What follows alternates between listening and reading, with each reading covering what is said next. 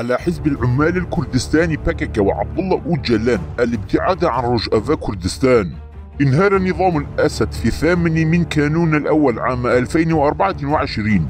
منذ ذلك الحين باتت الإدارة الذاتية في رجأفا كردستان رغم امتلاكها أكبر وأقوى جيش في سوريا بل وأكثرها تنظيما، بات موقفها ضعيفا هشا على طاولة المفاوضات بدل أن تكون لها اليد الطولى فيها. في اجتماع الجمعية العامة للأمم المتحدة في أيلول العام الجاري تم استقبال أحمد الشرع والترحيب به كرئيس شرعي، وهو ما لم يكن وضعا جيدا للكرد.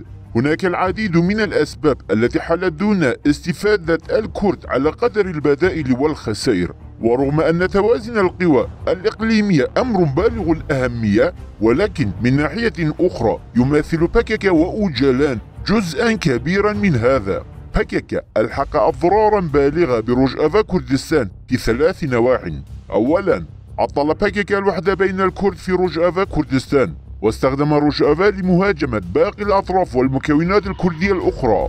ثانيا، أسس باككا في رجأفا كردستان سياسة لا على أساس الكرد وكردستان بل على أساس الإيكولوجيا والديمقراطية، وهذه مفاهيم عامة وشاملة وواسعة.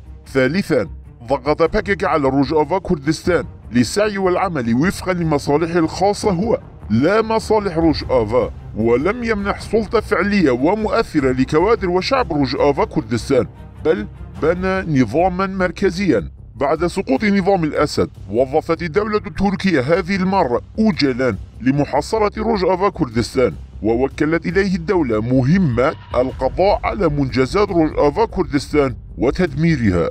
تزعم بعض وسائل الإعلام أن أوجلان قال رجأفا خطي الأحمر، وهم يستندون في هذا الادعاء إلى كلمة لبروين بولدان، لكن إذا تابعتم البرنامج بتمعن ستجدون أن بروين بولدان لم تقل شيئا كهذا قط، بل المقولة من بنات أفكار مقدمة البرنامج نفسها. من ناحية أخرى أدلى أوجلان بتصريحات عديدة منذ فسخ وتفكيك باككا، ونشرت رسائله على مواقع التواصل الاجتماعي، ولم يتطرق في أي منها إلى مقاومة رجأفا كردستان أو حقوق الكرد هناك، ولكن وفقا للوثائق الرسمية المتوفرة لدينا قال أوجلان في اجتماعاته بشأن رجأفا ما يلي: أصبحت وحدات حماية الشعب يابكا بمثابة الحشد الشعبي الإسرائيلي. لا نطالب بالفيدرالية لرجأفا كردستان. يجب تسليم المعابر الحدودية والجمارك للحكومة المركزية. ينبغي ألا تكون هناك محاولات للشراكة مع الدولة. يجب عليهم الاستعداد للنضال الإيكولوجي وحقوق المرأة. انظروا جيدا، فمنذ عودة أوجلان إلى مسرح السياسة فقد رجأفا كردستان قوته، فباككا وأوجلان يشكلان أكبر عقبة أمام تحقيق الهوية الكردية والكردستانية في رجأفا كردستان. يبلغ عدد الدارسين 700 ألف نسمة، أي 3% فقط من سكان سوريا، ويعيشون في مدينة واحدة، ويضاهون خمس نسبة السكان الكرد وجغرافية كردستان، لكنهم يحافظون على هويتهم ويطالبون بالاستقلال والحكم الذاتي. فيا ترى لماذا لا يفعل الكرد ذلك أيضا؟ لأن باراديغما أوجلان مبنية على صهر الهوية الكردية وإذابتها.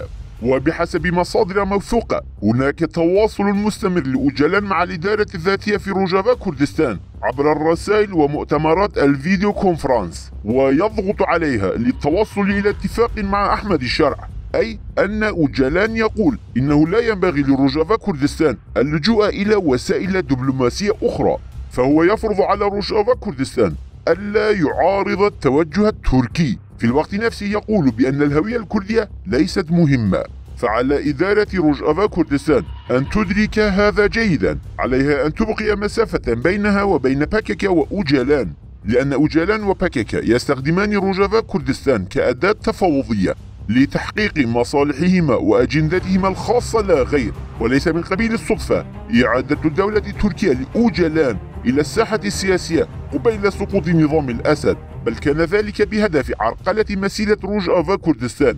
على الإدارة الذاتية في رجأفا كردستان أن تستقل في قراراتها بنفسها مع شعبها، فلا يمكن تحديد مصير رجأفا كردستان وفق مصالح باككا وشراكة أوجلان مع الدولة التركية.